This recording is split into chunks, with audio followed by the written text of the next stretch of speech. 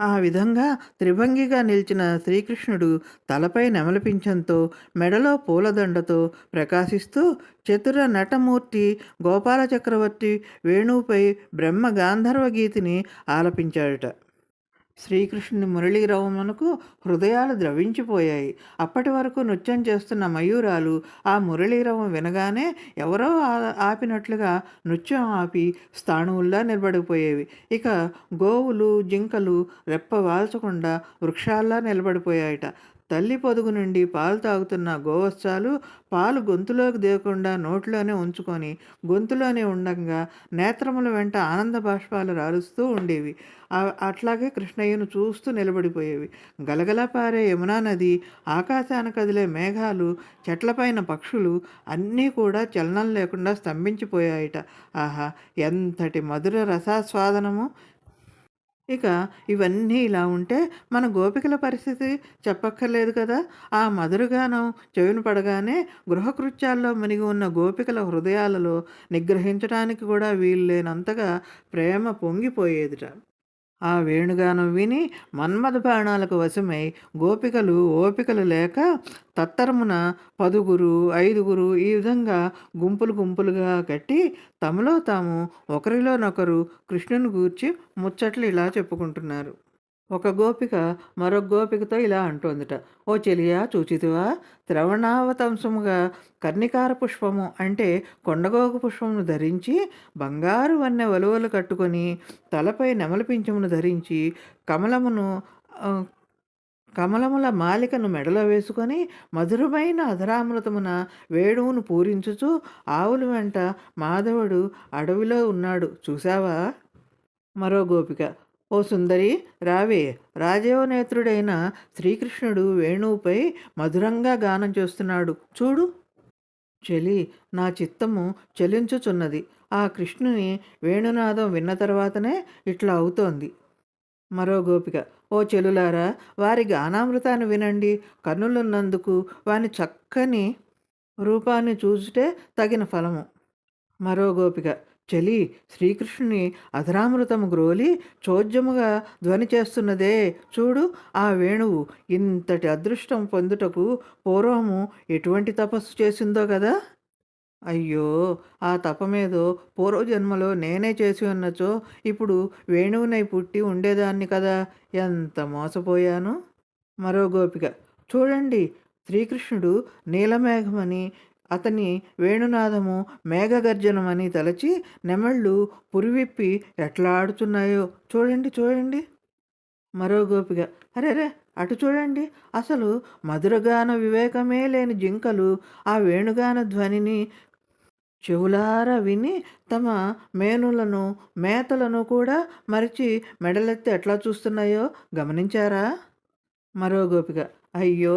ఇటు చూడండి, వేణుగానం విన్న నదులు పులకించి తరంగములతో పద్మములతో అర్చనలు చేస్తున్నట్లు లేదు. ఇక ఈ ఎదురుగా ఉందే పెద్ద పర్వతం, దాన్ని చూడండి. బలరామకృష్ణుల పాదస్పర్శమున మిగుల శోభిల్లి ధన్యమై వారికి ఫలాలు పుష్పాలను ఇచ్చి గౌరవించడమే కాకుండా జలముల చేత పచ్చికల చేత గోవులను కూడా సంతృప్తిపరుస్తోంది. ఈ విధంగా గోపికలు పరస్పరము సంభాషించుకొనుచు బృందావనమున విహరించు గోవిందుని సందర్శించి ఏకాంతముగానున్నప్పుడు కూడా అతన్నే తలుచుకుంటూ ఉన్నారట. ఇక శ్రీకృష్ణుని వదిలి ఒక్క క్షణమైనను జీవించలేని గోపికలు ఆ శ్రీకృష్ణునే భర్తగా పొందాలని కాత్యాయని వ్రతం ఆచరించాలని నిర్ణయించుకున్నారు. వ్రతాచరణకు సిద్ధమయ్యారు. అప్పుడే హేమంత ఋతువు ప్రారంభమైంది. ఆ విధంగా గోపికలందరూ కృష్ణుణ్ణి పతిగా పొందాలని కాత్యాయని వ్రతం చేయటానికి సిద్ధపడ్డారు. అది హేమంత ఋతువు కావటం వల్ల చలి శరీరాన్ని గడ్డకట్టిస్తూ గజగజ వణికించేస్తోందిట. ఎవ్వరూ ఇళ్లల్లోంచి బయటికి రావటానికే భయపడుతున్నారట. కానీ మన గోపికలు మాత్రం చలి గజగజ వణికిస్తున్నా ఏ మాత్రం లెక్క చేయకుండా వ్రతస్నానం చేయటానికి యమునా నదికి బయలుదేరారట. అప్పుడప్పుడే నిద్రలేస్తున్న ప్రకృతి ఎలా ఉందో చూద్దాం.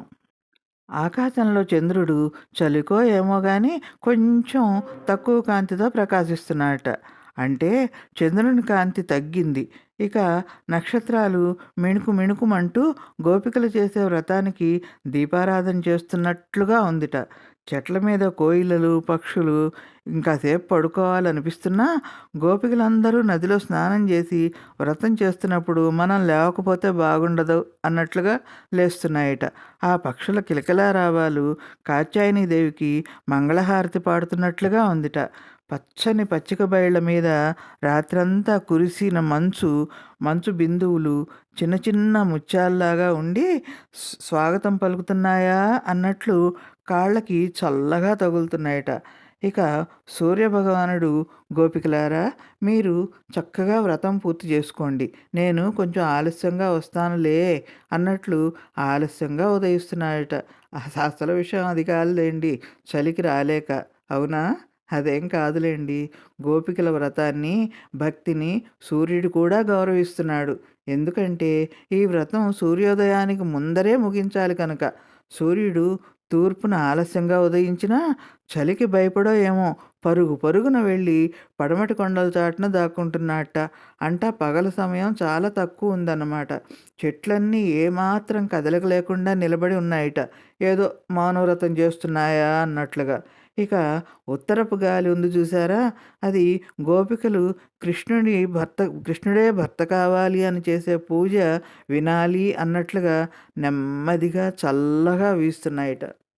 ఇక చెంగల్వ పూల నుంచి వచ్చే సువాసనలను గ్రోలుతూ ఉన్న తుమ్మెదలు చూడటానికి మన్మథాగ్నులపై పొంచి విజృంభించిన పొగల వలె కనపడుతున్నాయట.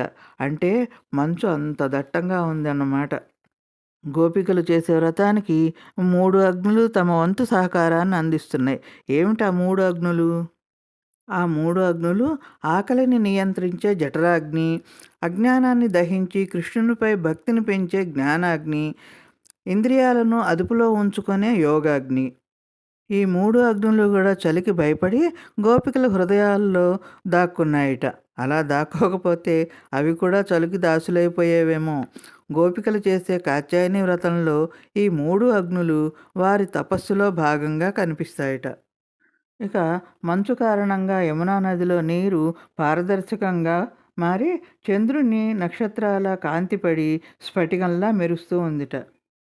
ఆ నీటిలో గోపికలు పాదాలు తాకగానే కలిగే అలల సవ్వడి ప్రకృతిలో ఒక సంగీతంలాగా వినిపిస్తోందిట. అప్పుడే నిద్రలేచిన లేగదూడలు అటు ఇటు గంతులేస్తూ పాలు తాగుతూ అంబా అంబా అని అరుస్తూ ఉంటే ఆ అరుపులు కృష్ణనామాన్ని ఉచ్చరిస్తున్నాయా అన్నట్లుగా వినపడుతున్నాయట. రోజులో పగటి భాగం తక్కువైపోయి రాత్రి భాగం ఎక్కువైందిట. ఇక బంతిపూలు, చామంతులు విరగబూస్తున్నాయట. ఈ గోపికలు చేస్తున్న కాత్యాయని వ్రతానికి హేమంతంలో చలి పరీక్ష పెట్టింది. ప్రకృతి మౌనంగా చూసింది. దేవతలు నవ్వుతూ ఆశీర్వదించారు. గోపికలు మాత్రం కృష్ణుణ్ణి మనసులో ఉంచుకొని భక్తితో, పట్టుదలతో వ్రతం మొదలుపెట్టారు. ఆ వ్రతం ఎలా జరిగిందో చూద్దాం.